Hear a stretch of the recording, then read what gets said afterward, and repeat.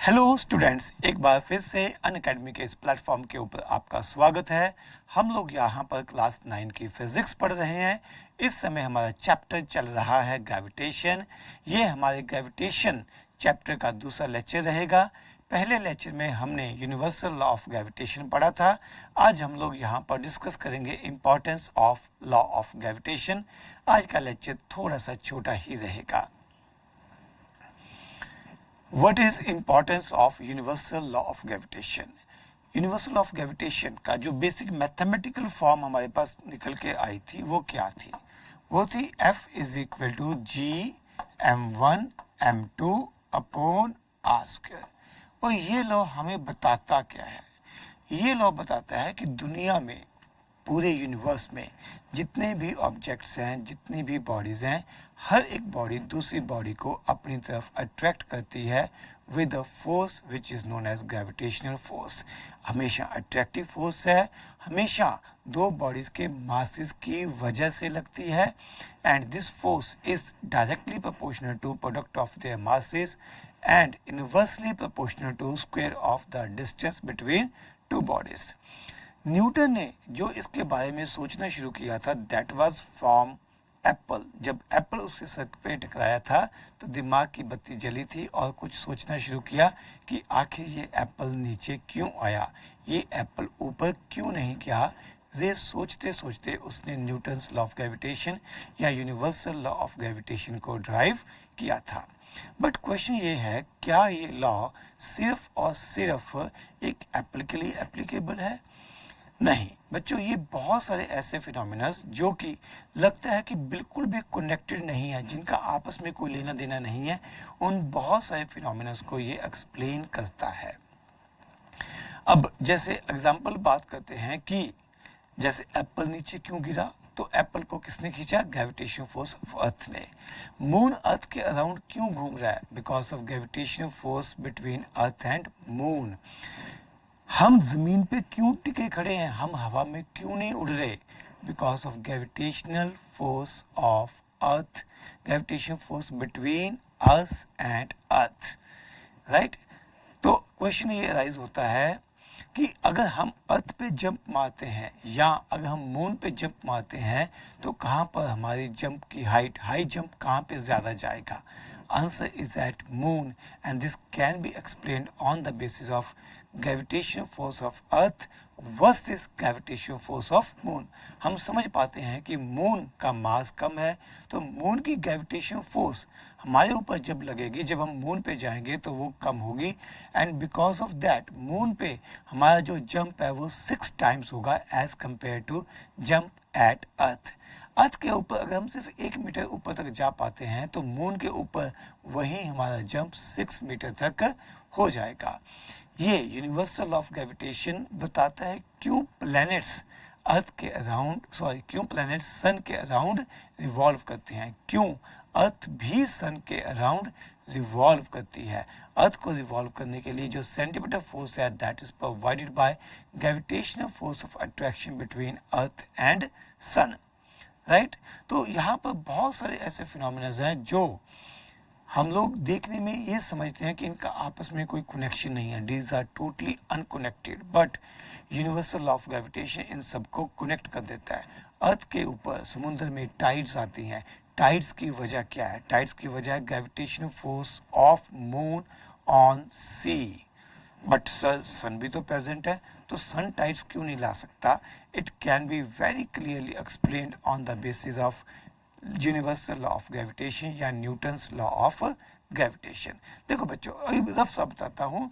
Idea क्या है कि बेशक जो सन का मास बहुत ज़्यादा है एज कंपेयर टू मून, तो सन का इफेक्ट अर्थ के ऊपर या समुद्र के ऊपर या उनमें टाइड्स लाने वाला इफेक्ट ज़्यादा होना चाहिए था। बट अगर सन का मास ज़्यादा है तो सन का डिस्टेंस भी तो अर्थ से ज़्यादा है, इसलिए जो ओवरऑल इफेक्ट आता है that dominates because of moon.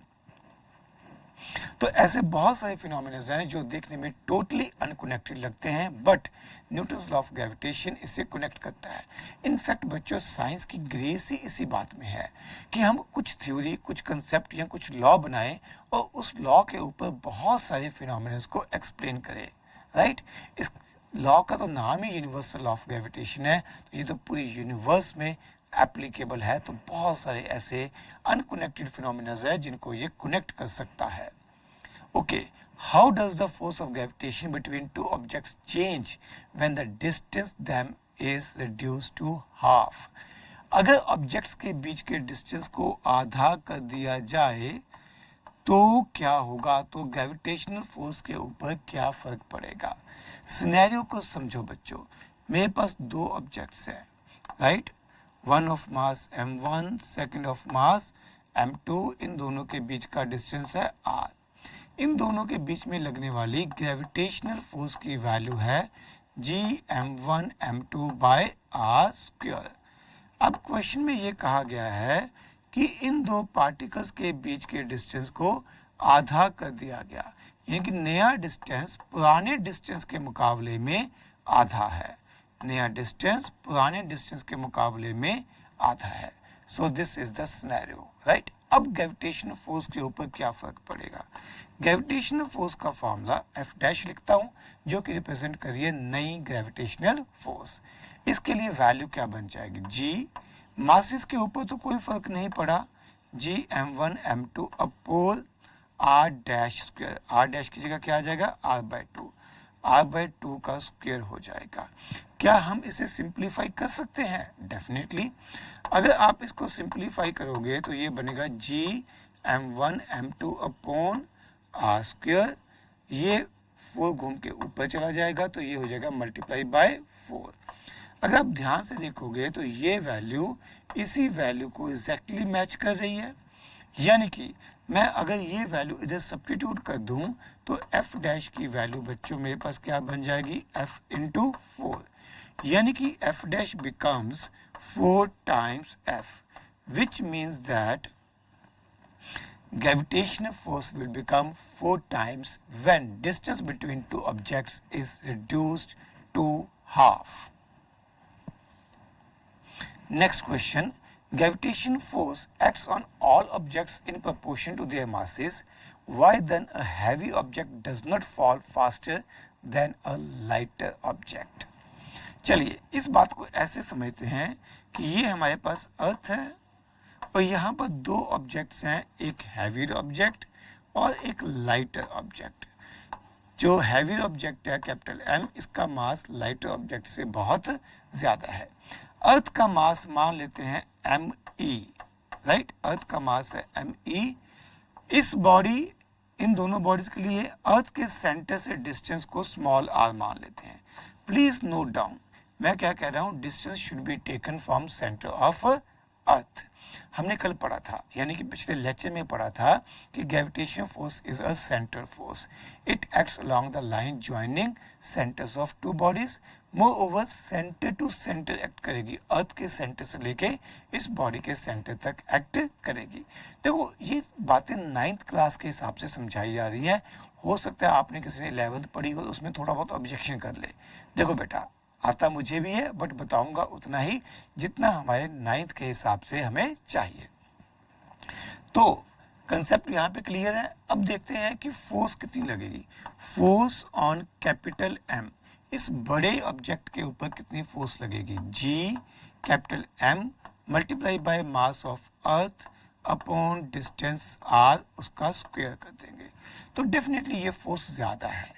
But जब बॉडी नीचे गिरती है वो फोर्स की वजह से नहीं गिरती, बॉडी गिरती है एक्सेलरेशन से। देखो गिरी नीचे, ठीक है, पर नीचे गिरने की रेट जो है that is decided by acceleration.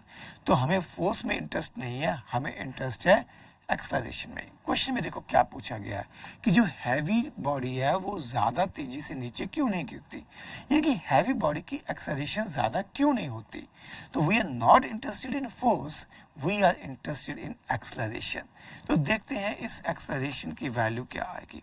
Acceleration in object of mass capital M, force upon mass is called acceleration. Force upon mass is called acceleration. Force का फार्मूला क्या है? Gmme by r square upon me. Me and me will cancel out. Acceleration will come out gm upon r square. In fact एक गड़बड़ हो गई, I did a mistake, sorry for that. यहाँ पे हम किसको गिरा रहे हैं बेटा? हम अर्थ के ऊपर रखे हुए ऑब्जेक्ट को गिरा रहे हैं। तो यहाँ पे तो ठीक था, मास ऑफ हैवी ऑब्जेक्ट। यहाँ पे ये मैंने गलत लिख दिया, ये था मास ऑफ अर्थ, राइट? तो इसके हिसाब से मुझे हटाना किसे था? मुझे हटाना था मास ऑफ हैवी बॉडी के साथ mass of heavy body. Mass of earth तो बचेगा, divided by R square. Look at this result. ये एक्सेलरेशन किसकी आई है? हैवी बॉडी की। कैपिटल एम लिखा है, तो ये है acceleration of heavy body. But very interestingly इस एक्सप्रेशन में हैवी बॉडी का मास है ही नहीं है। यहाँ पर सिर्फ किसका मास है? यहाँ पर जो मास है it is only of mass of earth. Heavy body का जब मास ही नहीं है तो ये मायने ही नहीं रखेगा, ये फर्क ही नहीं पड़ेगा कि हैवी बॉडी नीचे आ रही है या लाइटर बॉडी आ रही है। मास तो यहाँ पर हमारी कैलकुलेशन में कैंसिल आउट हो गया। जब हमने एक्सेलरेशन कैलकुलेट की तो मास यहाँ पे कैंसिल आउट हो गया। यानी कि बॉडी का मास कुछ भी हो, हर बॉडी के लिए एक्सेलरेशन सेम रहेगी। मीन्स चाहे हैवी बॉडी हो चाहे लाइटर बॉडी हो, सभी बॉडीज सेम एक्सेलरेशन के साथ नीचे को गिरेंगी। और इस एक्सेलरेशन को हम लोग कहते हैं एक्सेलरेशन ड्यू टू ग्रेविटी। और इसके बारे में डिटेल में हम लोग अगले लेक्चर में पढ़ेंगे, right? Next, what is the magnitude of the gravitational force between the earth and 1 kg object on its surface? Mass of earth and radius of earth is given to us. Question क्या है बच्चों? हमारे पास ये है हमारी प्यारी धरती माँ, ये अर्थ का सेंटर है, वो सेंटर मान लिया और हमने अर्थ के सरफेस के ऊपर एक ऑब्जेक्ट रख दिया। इस ऑब्जेक्ट का मास 1 kg दे रखा है, राइट? अर्थ का मास मैं कैपिटल m मान लेता हूँ जिसकी वैल्यू गिवन है, और इस 1 kg को मैं स्मॉल m से डिनोट कर लेता हूँ। जब मुझे अर्थ एंड इसके बीच के डिस्टेंस की बात करनी है, दो ऑब्जेक्ट्स के बीच का डिस्टेंस देखना होता है ना, this will be equal to radius of earth. देखो बच्चों, हम क्या अप्लाई करना चाहते हैं? न्यूटन्स लॉ ऑफ ग्रेविटेशन, या जिसे हम कहते हैं universal law of gravitation. Universal law of gravitation हमें क्या कहता है? फोर्स का फॉर्मूला होगा Gmm/r²। हमारे इस केस में एक मास किसका है? अर्थ का है। दूसरा मास किसका है? 1 kg बॉडी का है। और इन दोनों के बीच का जो डिस्टेंस है वो रेडियस ऑफ अर्थ के बराबर है। This is equal to radius of earth, right? तो F की वैल्यू हम लोग ट्राई करेंगे। G की वैल्यू कितनी है? 6.67 into 10⁻⁻11। Mass of earth, G की वैल्यू देखो बच्चों, G दी नहीं हुई तो आपको याद रखनी चाहिए। इनफैक्ट मैंने तो आगे भी कहा था, मास of earth and radius of अर्थ भी आपको याद करना चाहिए। ये हो गया मास of earth multiply by body का मास 1 kg divided by R, which is 6.4 into 10⁻⁶, और इसका आप कर दोगे होल स्क्वायर। परफेक्ट। अब बच्चों ये कैलकुलेशन आपको करनी पड़ेगी। 6.67 मल्टीप्लाई बाय 6 अपॉन 6.4 इंटू 10⁻, इधर से आएगा -11, ये +24, यहाँ पे स्क्वायर करना मैं भूल गया था। ये 12 हो जाएगा, 12 ऊपर जाके -12 हो जाएगा।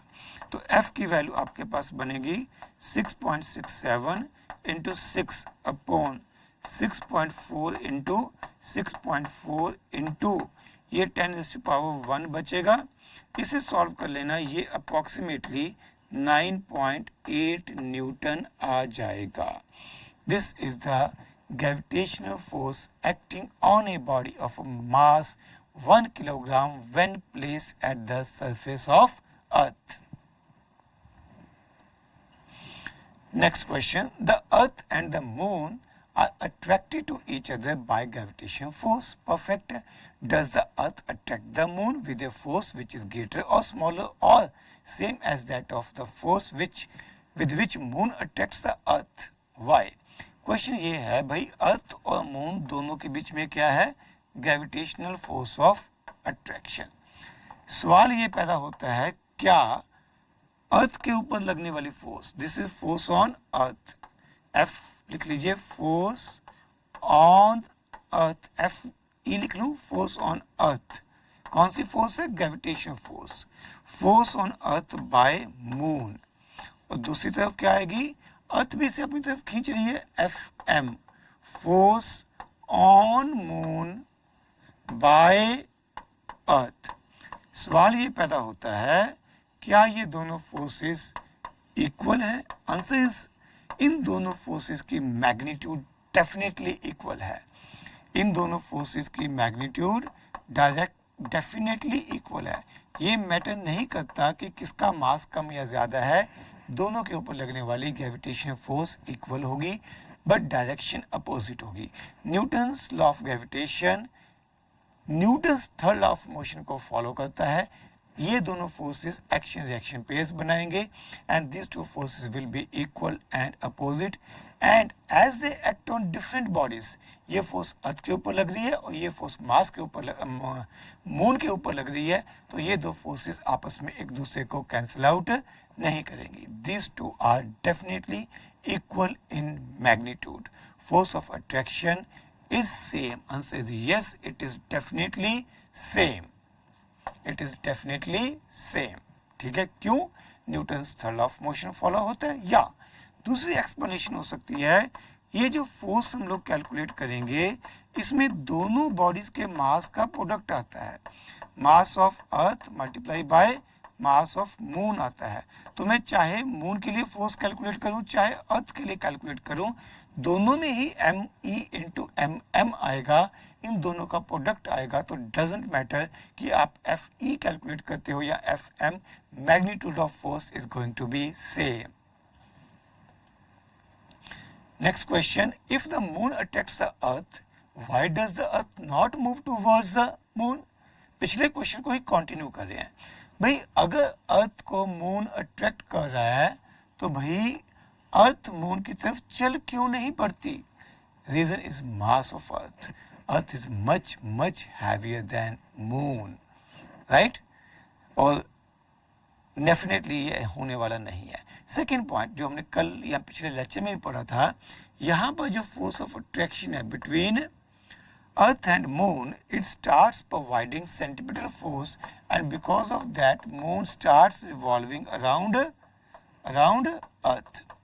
ठीक है, अगर मैं आपके सिलेबस से थोड़ा सा बियॉन्ड जाऊं, ज्यादा डिटेल में जाऊं, तो फैक्ट क्या है? फैक्ट ये है कि अर्थ और मून दोनों अपने सेंटर ऑफ मास के अबाउट घूमते हैं, बट क्योंकि आपको सेंटर ऑफ मास नहीं पता, तो इसलिए बात थोड़ी सी अलग हो जाती है। ठीक है, तो आप ये कह सकते हो अभी फिलहाल की घड़ी कि अर्थ का मास बहुत ज़्यादा है, ज़्यादा होने की वजह से इसमें एक्सेलरेशन कम आएगी, तो अर्थ नहीं रिवॉल्व करेगी, बल्कि या अर्थ मून की तरफ मूव नहीं करेगी, बल्कि मून अर्थ के अराउंड रिवॉल्व करना शुरू कर देगा, because gravitation force between earth and moon is providing centripetal force to the moon. Question, what happens to the force between two objects if the mass of one object is doubled? Force का formula हमारे पास बच्चों क्या था? G m m by r square. अगर हम किसी एक मास को डबल कर दें, अगर मैं इस m को रिप्लेस कर दूं विद 2m, तो definitely force is going to be 2 times. बड़ा क्लियर है, मैंने मास को m को रिप्लेस कर दिया with 2m। Look at this, ये 2 बाहर आ जाएगा और ब्रैकेट में क्या बचेगा? G M M by R square. G M M by R square क्या रिप्रेजेंट करेगा? पुरानी फोर्स को, यानी कि जो नई फोर्स है जिसे मैंने एफ डैश से डिनोट किया है, इट विल बिकम 2 टाइम्स पुरानी वाली फोर्स। यानी कि अगर आपने ऑब्जेक्ट के मास को डबल किया तो ग्रेविटेशनल फोर्स डेफिनेटली डबल हो जाएगी। अगला क्वेश्चन है, what happens to the force between two objects if the distance between two objects is doubled and tripled? दो पार्ट है, डिस्टेंस को डबल कर दिया या ट्रिपल कर दिया। याद रखिए जो यूनिवर्सल लॉ ऑफ ग्रेविटेशन है it follows inverse square law. देखिए इसका मतलब क्या है, मैं सेकंड पार्ट को यहाँ पर आंसर करूंगा, F is inversely proportional to R square. अगर आप डिस्टेंस को डबल कर दोगे तो क्या होगा, ये R स्क्वायर 2R का स्क्वायर हो जाएगा 1/4 टाइम्स, ठीक है, 1/4 R स्क्वायर बन जाएगा। यानी कि जो फोर्स है, नई फोर्स है, वो पुरानी फोर्स का 1/4 रह जाएगी। ध्यान से यहाँ पे आपने R को रिप्लेस कर दिया विद 2R, 2R का आपने स्क्वायर किया, ये कितना हो गया 4R स्क्वायर। तो डिवाइड में आ रहा है तो फोर्स विल बिकम 1/4 टाइम्स। अगर आपने ये डिस्टेंस ट्रिपल कर दिया तो क्या होगा बेटा, रूल तो यही फॉलो होगा। अगर आपने डिस्टेंस को ट्रिपल कर दिया तो यहाँ पे 3R का स्क्वायर होगा, 2R की जगह 3R का स्क्वायर होगा। तब क्या होगा, फोर्स कितनी बन जाएगी, लिखिए जरा, फोर्स कितनी बन जाएगी, F/9 times. It will decrease by a factor of 9। Third part क्या है, the mass of both objects are doubled. दोनों ऑब्जेक्ट्स का मास डबल कर दिया गया।